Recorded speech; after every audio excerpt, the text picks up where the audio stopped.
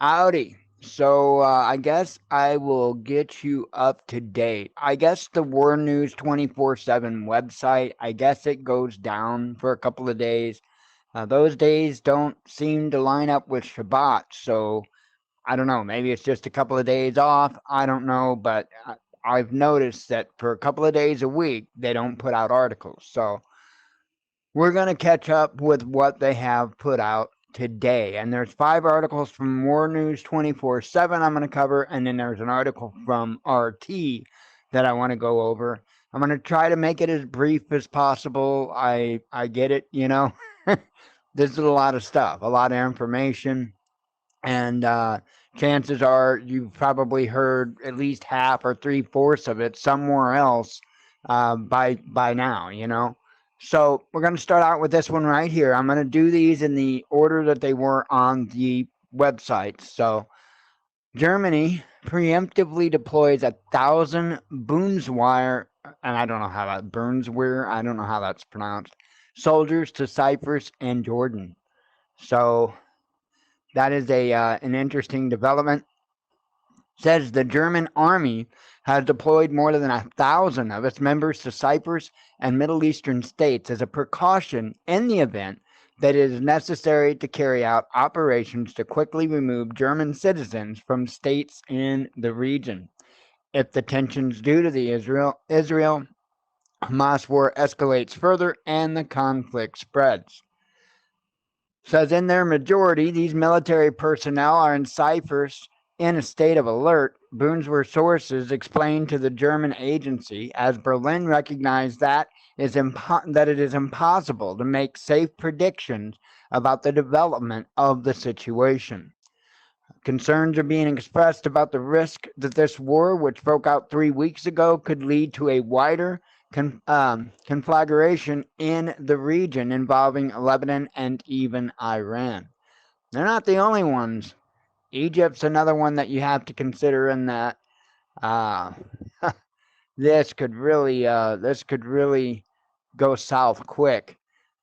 You've got Arab nations that don't normally get along that are starting to work together in order to put an end to this, because you have to understand that whether you're, say, with the Saudi Arabian crowd or whether you're with the Iranian crowd, you're an Arab. And in the end, uh, they really do have to stand up for one another. You have a non-Arab world trying to eliminate all the Arabs. Now, I don't know if you've really looked into this or not. Who the Arabs really truly are? You might want to look into that, because I'm pretty sure there's a whole lot of people on this planet that's been highly misled. Highly misled. But you have to walk that path yourself. You have to seek and find those answers yourself, because I could say it a million times and it's just not going to hold the weight as if you look it up, you research it, and you build a foundation in that knowledge. Because I'm telling you, the great deception is real. And it's also real something else. It's real big. Real big. And as I've said a ton of times, it would not be called the Great Deception if the masses didn't fall for it. So you have to look at that. You have to look at which way the masses are leaning and be discerning on that and say, wait a minute. Because remember, the good book told you very, very particularly about these times and the pitfalls. But you just have to be able to apply them, remember them, and apply them in an everyday manner. See, that's just it. A lot of these little tidbits seem to get lost in the fog, and it's important to make sure that you don't do that. Look, I'm going to break it down again. You've got the two largest religious organizations on the planet. All right. One of them is going to be Judaism, and the other one is going to be what a lot of people will call Christianity. But we need to understand where Christianity came from, and you also need to understand that you had your sides there, right? You had Judaism, that would be the Jewish people, and the Zionists, right? Because they aren't the same, but they belong to the same club. So and then you've got the Christians, which would, well, back in biblical times, they would be considered the Romans, right? You ever heard the term Roman Catholic? Well, it's that for a reason, okay? And so much of Christianity was spun off of that Catholicism, right? So you basically got three groups that are being represented here, at least on face value. You've got the Christianity group, which is going to be, anything from the Pope to, you name it. Christianity is a very, very large spiritual organization. And then you're going to have Judaism. And there's others, by the way. I'm just talking about the three biggies, right? You're going to have Judaism, and then you're going to have the Arabs, right? So the largest of those two are going to be we'll say, Christianity and your Judaism. Now, let's go back to the biblical times and let's take a look at that again and tell me who it is that voted for Yeshua, our Messiah, to be put to death over Barabbas, if I'm saying his name correctly, to be put to death over him. Who was it that made that choice again? It was people from the tribe of Judah, right? Let's not say Israel here, because we need to really break this down. Israel's not one tribe. Okay, you have to understand, the people that are warring right now in the Middle East are all tribes of Israel. Can we say that again? all the countries that are warring in the Middle East are all tribes of Israel. And they're all Semitic. Isn't that mind-blowing? All of them, including the Arabs. They're Semitic. They can't be anti-Semite. They are Semite. I mean, it's mind-blowing, the disconnection here. Okay? So then you've got the people that were actually responsible for putting Yeshua on the cross, right? The ones that ran the show. And they were known as the Romans, right? And we already connected those dots to the Christians. Okay? So the two largest spiritual organizations on the planet happen to be the same two that were responsible for the death of my Messiah. Probably your Messiah, if you believe. So before I listen to these folks about who I should love and who I should hate, because the Bible warned me that they would trip me up on that, I'm going to think. And I'm going to do the righteous choice. I'm not picking a side. That's not a righteous choice. I'm saying, look, there's two tribes of Israel that are fighting here. They both need to quit. They both need to stop. They both need to coexist.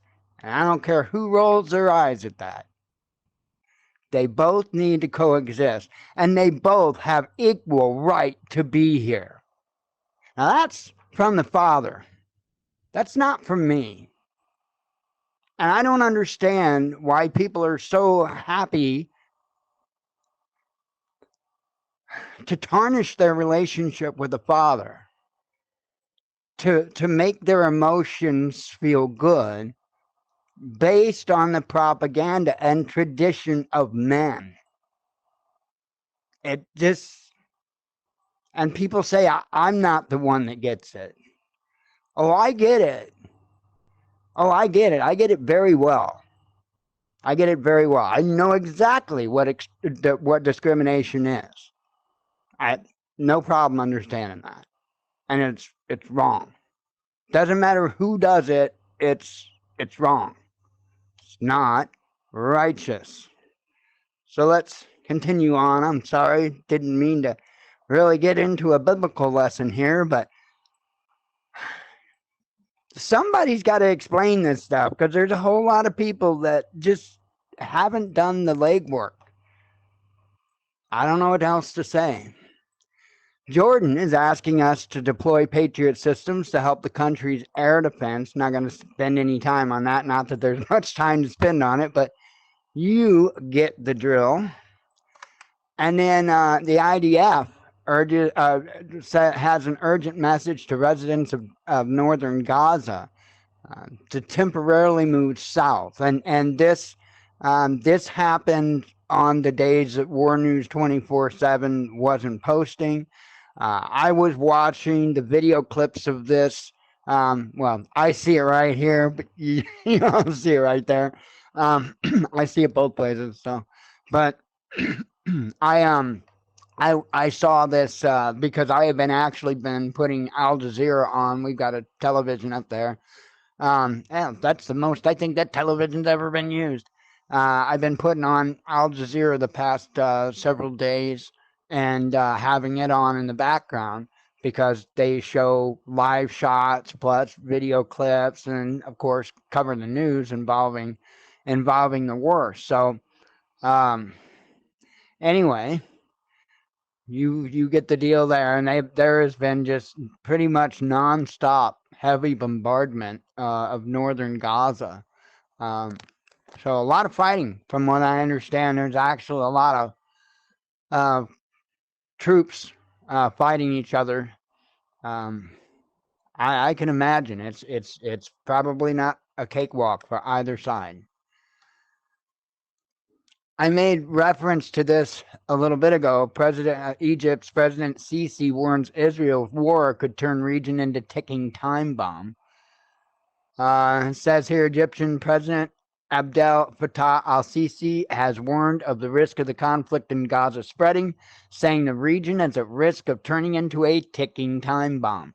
He also said his country's sovereignty must be respected after intercepting drones that entered Egyptian airspace on Friday. Israel said on Friday it was the target of the drones, which it blamed on Yemen's Iran-backed Houthi movement. So now the Houthis are starting to get involved. The Egyptian military said the drones, which fell in the Egyptian cities of Taba and Nuiba near the border with Israel, injuring 6 people, originated in the southern Red Sea. He did not say who launched the drones. And this is a quote: regardless of where it comes from, I have warned about the expansion of the conflict. The region will turn into a ticking time bomb that affects us all, said Sisi, who was speaking at a conference. Egypt is a sovereign country, and its sovereignty and position should be respected. Egypt is a strong country, and no one touches it, he added. So, and then this here says, Israeli obstacles hamper distribution of aid to Palestinians. Now, this is what is pissing Egypt off, right? This is the big thing that's pissing Egypt off. They're trying to get aid into people, and Israel is doing nothing but putting roadblocks in their way. It says here, Egypt said today that Israeli obstacles are hindering the distribution of aid to the Palestinian Gaza Strip. It is unfortunate that the process of transferring aid to the Gaza Strip faces enormous logistical problems imposed by the Israeli side, an Egyptian foreign ministry spokesman said in a statement. Sisi held a peace summit last Saturday and has called for aid to pass through to Gaza, the release of hostages, and a ceasefire in the Israel-Hamas conflict. So, and moving on to the next one, trying to get through. Now, this is obviously what the video's titled after here. Definitive break. Israel puts Russia and China in the axis of evil, says Erdogan. The Israelis are criminals and terrorists. They will pay a heavy price, he says. Says here, Israel, in addition to Iran, now places both Turkey and Russia in the axis of evil in the Middle East after what RT Erdogan said. It is obvious that not only is there no turning back in the relations between the two countries, but a new escalation is very close. The same applies to Israel-Russia relations after the two harsh announcements by the Israeli Foreign Ministry against Moscow. It says here, Israel withdraws all diplomats from Turkey due to Erdogan's statements. Israel's Foreign Ministry, Eli Cohen, is calling for reassignment of diplomatic relations with Turkey, citing Turkish leaders' harsh criticism of Israel's military offensive against Hamas. Cohen said he had ordered Israeli diplomats in Turkey to return to Israel. Last week, he recalled his diplomats from the country, as he also called on Israeli citizens to leave because of terrorist threats, making it clear that it had nothing to do with bilateral relations. Earlier at the weekend, Turkish President Recep Tayyip Erdogan, at a large pro-Palestinian rally in Istanbul, launched a scathing attack on Israel and its Western allies. And then I'm not going to read the rest. Of course, I'll put all the links in the description below, but yeah, I don't got enough. I probably don't even have enough energy for all that nonsense. So, again, links to be down below. I believe there's just one more left. Yep, that would be the RT article. And it says, it's titled, Israel compiled ethnic cleansing plan for Gaza, says media. Now, if this is true, if this is not propaganda, we all know the fog of war stuff. But if that there is not propaganda, oofta, right? Says a leaked policy document compiled by Israel's Ministry of Intelligence calls for the depopulation of Gaza and the forced displacement of its residents to Egyptian territory, which Sisi is not going to be happy with, according to a copy published by the Sika Mikomit news site on Saturday. The 10-page document, dated October 13, recommends that Israel establish tent cities in Egypt's Sinai Peninsula to accommodate the Gazan population. These tent cities should then be developed into permanent settlements with a sterile zone of several kilometers separating them from the Israeli border. Under the plan, Gaza's 2.3 million residents would be told that there is no longer any hope of returning to the territories that Israel will occupy in the near future, and that Allah made sure that you lost this land because of the leadership of Hamas. Now, I just gotta say that bullshit right there, and I just have to add my commentary with that. I'll continue on. U.S. support will be vital to the plan's success, the document states. Washington could put pressure on Egypt, Turkey, Qatar, Saudi Arabia, and the Emirates to contribute to the initiative, either in resources or in accepting displaced persons, it notes, adding that Spain, Greece, and Canada could also be convinced to accept refugees from the Strip. This is Israel's plan. Sika Mekomet stated that the plan amounts to the ethnic cleansing of Gaza. According to the Ministry of Intelligence, however, the policy would be portrayed to the rest of the world as causing fewer casualties among the civilian population than the current cycle of Hamas attacks and overwhelming Israeli reprisals. Definitely sounds like a Hegelian dialectic to me. Despite its name, the Ministry of Intelligence does not oversee the activities of Israel's security and intelligence agencies. Instead, it prepares studies and policy papers for review by the government, which ultimately decides whether or not to implement them. Man, I have no doubt about this I really don't. And I've said from the beginning that they were going to take this opportunity to completely take that entire area. They're going to take every bit of Palestinian territory in one swath. That is what Netanyahu is up to. I don't think it's going to work too well because I think there's far too many countries that are going to say, oh, hell no, including Egypt when it comes to the prospect of moving them to the Sinai Peninsula. It's not going to happen. 2.3 million people in 10 cities on the Sinai Peninsula. Yeah, that ain't happening. That ain't happening. And then, isn't it awful nice of Israel to take it upon themselves to give the Palestinians some of Egypt's land? I mean, normally something like that would require, oh, that's right. Israel was just a bunch of men that sat down and said, oh, look, we'll take that. Huh.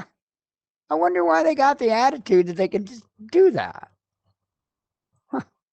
Way down. The damnedest thing, isn't it? Crazy. Folks, I don't see this issue just going away or dissolving or becoming a nothing burger. I had many times made statements that I expected that the Ukrainian Russia conflict was going to wrap up around the fall. And then it became obvious that I was probably going to be wrong. Now there's a possibility I could still be right. I don't know, and it doesn't really matter to me. But I distinctly recall saying that multiple times that I thought it was going to pretty much be wrapped up by fall. Now, I'm standing here telling you that this situation with Israel is not going to be wrapped up anytime soon, with the exception of things getting really, really hot, really, really quick. And that is a possibility. All we can do is keep our eyes and ears peeled. I'll put all the links again down in the description and in the first comment. Keep an eye. You don't have to wait for me to put out content. Keep an eye on that War News 24/7 website. They really do have a lot of good information there, and from what I can tell, it's accurate stuff. That's what is monumentally important in all of this. All of this.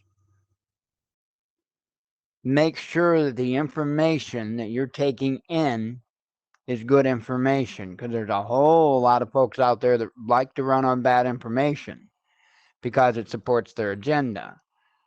Don't be one of them. Look for the truth. Make the truth the priority of your research. And then when it comes to your opinion, your thoughts, your feelings, your morals, my only advice would be seek the Father. Because there is a far cry difference between righteous and unrighteous and how we feel about this side or that side. I would say there's a highly good chance that if you feel either way about either side in this situation, that in itself might not be righteous. I'm not the one that makes the rules. I'm just trying damn hard to follow them, Shalom.